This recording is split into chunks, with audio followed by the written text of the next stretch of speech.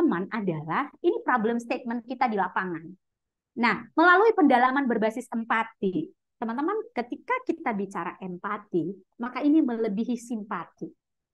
Simpati adalah ketika saya misalkan berjalan, saya melihat ada orang tua kelaparan di tepi jalan, lalu saya mendumel dalam hati saya, waduh kasihan banget itu orang tua.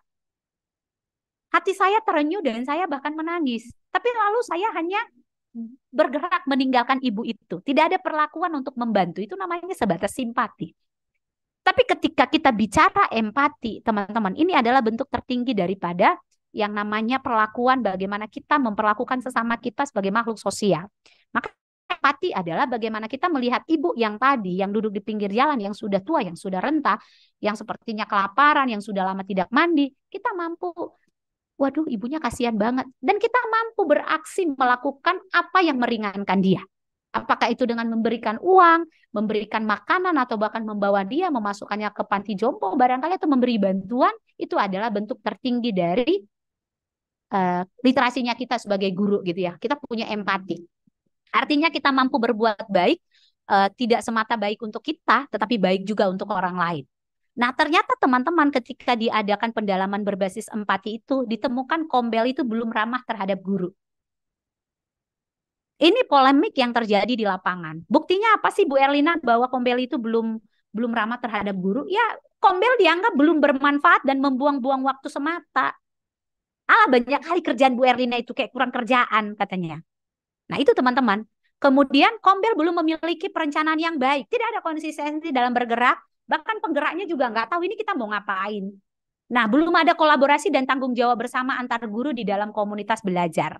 Dan guru membicarakan hal yang bersifat administratif dan tidak terkait dengan pembelajaran murid dan kurangnya saling menghargai. Ini yang perlu highlight. Kurang saling menghargai antar guru. Adanya gap senior versus junior dan adanya dominasi guru tertentu.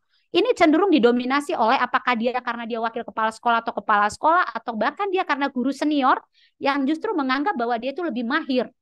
Saya dulu itu saya dulu itu memang betul-betul adalah mentor di kurikulum 2013. Teman-teman itu udah dua ranah yang berbeda. Tapi bukan berarti para penggerak di kurikulum 2013 nggak bisa gitu. Aturan lebih banyak berkecimpung di kurikulum mereka karena tentu pengalaman belajarnya itu pasti lebih getol gitu ya. Tetapi nggak melulu sih ya teman-teman. Nah teman-teman, kelima indikasi ini menunjukkan bahwa Kombel itu belum ramah guru. Gitu ya teman-teman. Bahkan belum ramah penggerak. Penggerak banyak mendapatkan tekanan dan intimidasi. Tapi percaya teman-teman, bukti teman-teman benar-benar bergerak adalah yang pertama ditolak. Ketika teman-teman bergerak dan ditolak, teruskan. Berarti teman-teman betul-betul bekerja. Kalau teman-teman nggak bekerja, teman-teman tidak akan merasakan penolakan. Terus saya ditolak Bu Erlina, saya gimana dong? Saya down, jangan. Itu tandanya Anda betul-betul bergerak. Lanjutkan ke tahap kedua.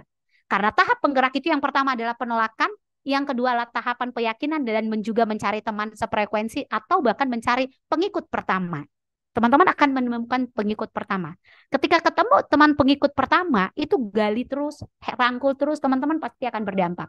Lalu berikutnya adalah tahap pengimbasan dan juga rangkulan bersama. Tahapannya memang harus dilalui, teman-teman. Dan itu nggak mudah.